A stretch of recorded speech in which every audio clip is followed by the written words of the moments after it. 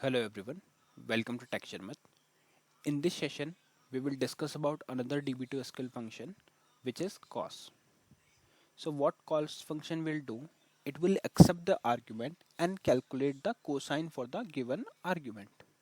So whenever you want to calculate the cosine for any argument through SQLRPGLE program, then you can use the same uh, process that I'm going to show you in my sample program. So here what I'm doing, first of all I just declare one constant variable SQL state underscore valid with 5 times zeros, and this constant we are going to use to verify the query whether it is executed properly or not. Then we have one variable result1 variable which is of zone type, okay, and then we are setting the commit equals to star none, and here we are using the main function. So what I'm doing here I just noted down one thing, exec SQL select cos of 90. So what it will do, it will calculate the cosine of 90, and 90 is the angle, into result one host variable. So firstly it will calculate the cosine of 90 and store it into the result one variable which is host variable, and it is coming from sys ibm.systemy1.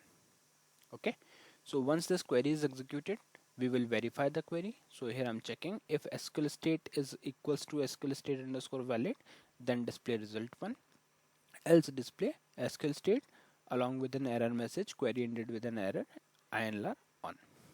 Okay, so this is how we can utilize this cos function in SQLRPGLE program. So let's quickly compile this and call this. So it is printing 0. The value of cos 90 is 0. Alright.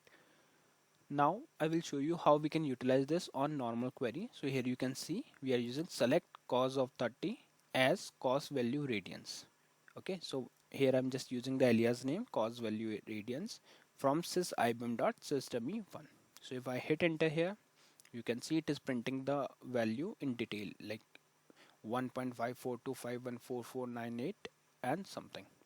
Okay, so this is how you can easily utilize this cos function in order to calculate the cosine of the given argument. And this is a trigonometric function, so maybe like when you are working with some mathematical kind of application, in that case you can utilize this cos function. So yeah, that's all for this session. I hope it is clear to all of you. In the next session we will discuss few more things. So thank you for watching Tech Sharmit.